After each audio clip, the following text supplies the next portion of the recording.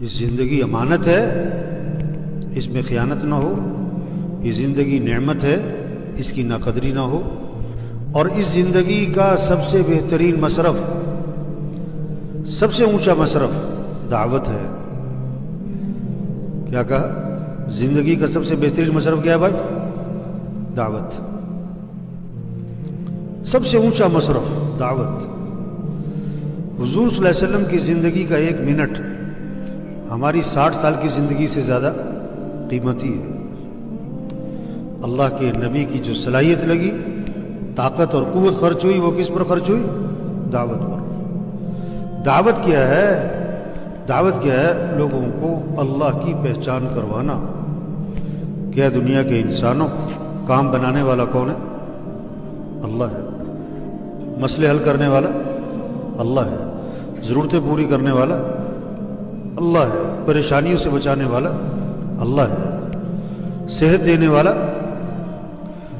دیکھو لوگ ڈاکٹر کی زیادہ مانتے ہیں کہ اللہ کی زیادہ مانتے ہیں؟ صحیح سی بتاؤ. اس کی زیادہ مانتے ہیں؟ اور صحت دینے والا کون ہے؟ اچھا، ڈاکٹر کے انتظار میں زیادہ بیٹھتے ہیں یا دعا میں زیادہ بیٹھتے ہیں؟ ہاں، ڈاکٹر کے انتظار میں زیادہ بیٹھتے ہیں. 2 گھنٹے ڈاکٹر کے انتظار میں بیٹھتے ہیں اور 10 منٹ کی دعا. صحت دینے والا کون ہے؟ اللہ ہے. رزق دینے والا رزاق اللہ کی ذات ہے. چاندنی رات ہو تو تالاب میں کیا نظر آتا ہے؟ تالاب میں کیا نظر آتا ہے؟ چاند. اور چاند ہے کہاں؟ اوپر آسمان. یہ جو چاند نظر آ رہا ہے تالاب میں، یہ کیا ہے؟ عکس ہے. اگر کوئی تالاب میں چھلانگ لگائے چاند پکڑنے کے لیے، لوگ کہیں گے جاہل، دیوانہ، احمق. آج دکان میں رزق نظر آ رہا ہے لوگوں کو، دفتر میں، کاروبار میں، ملازمت میں، مزدوری میں، کارخانے میں. اور اللہ پاک قرآن میں فرماتے ہیں وَفِي السَّمَاءِ رِزْقُكُمْ، تمہارا رزق تو آسمانوں میں ہے. رزق کہاں پر ہے؟ اب فجر پڑے بغیر جو دکان جاتا ہے، فجر پڑے بغیر جو دفتر جاتا ہے، فجر پڑے بغیر جو کارخانے جاتا ہے، مزدوری پہ جاتا ہے، یہ چاند کہاں تلاش کر رہا ہے؟ ہاں، چاند کہاں تلاش کر رہا ہے؟ پانی میں. اس کو رزق کی تلاش ہے، رزاق کی تلاش. یہ رزاق کی نافرمانی کر رہا ہے اور رزق کی تلاش کر رہا ہے. کتنا بڑا جاہل ہے. یہ دعوت ہے کہ اے انسانوں، دنیا کے انسانوں، رزق دینے والا کون ہے؟ اللہ ہے.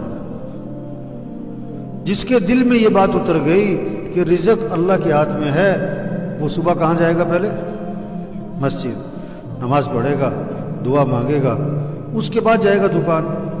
اور جب زور کی اذان ہوگی تو کیا کرے گا؟ دکان. بولو بھائی، یہ اکثر دکاندار بیٹھے نا. اذان پہ دکان بند نہ کرنا، اس کا کیا مطلب ہے؟ کہ یقین اللہ کی ذات پر. پالنے والا کون ہے؟ دکان میں نفع رکھنے والا کون ہے؟ اللہ چاہے نقصان رکھ دے، اور اللہ چاہے تمہارے 6 سال کی کمائی 6 منٹ میں نکال دے پکڑ کے، اور اللہ چاہے 6 سال کی کمائی تمہیں 6 منٹ میں دے دے. ہم دکان کے پابند نہیں بنیں گے، ہم کس کے؟ اللہ کے حکم کے پابند بنیں گے. اگر مارکیٹ میں 100 دکانیں ہیں تو کتنی دکانیں اذان پہ بند ہو رہی ہیں؟ ایک بھی. دعوت کیا ہے؟ اس دکاندار کو یہ سمجھاؤ، ریڑھی والے کو سمجھاؤ. توبہ توبہ، جس نماز پڑھنے میں مسئلوں کا حل تھا، کاموں کا بننا تھا، نفع تھا، وہ نماز پڑھنے میں اپنے کاموں کا حرج سمجھ رہا ہے. میں نماز پڑھنے جاؤں گا، میرے کام کا حرج ہو جائے گا. میں نماز پڑھنے جاؤں گا، میری دکان کا نفع کم ہو جائے گا. توبہ توبہ توبہ. دعوت یہ ہے، یہ بات سمجھاؤ کہ رزق دینے والا اللہ ہے، دکان میں نفع رکھنے والا اللہ ہے. پیسے سے کام نہیں بنتے. نماز چھوڑ کر جو تم نے پیسہ کمایا، یہ پیسہ تمہارے گھر میں خوشیاں نہیں لائے گا، پریشانیاں لائے گا. پیسہ آ جائے گا، خوشیاں نہیں آئیں گی۔ پیسہ اور چیز ہے، خوشیاں، دوائی اور چیز ہے، صحت،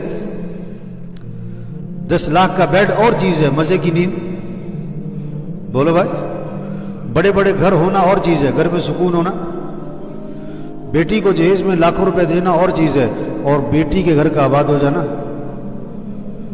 ہاں، یہ پیسہ جو آ رہا ہے نا، یہ پریشانیاں لائے گا۔ کیوں؟ اللہ کو ناراض کر کے کمائے گا۔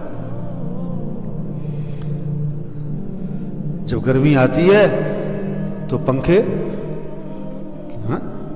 کیا چلاتے لوگ، اور جب سردی آتی ہے تو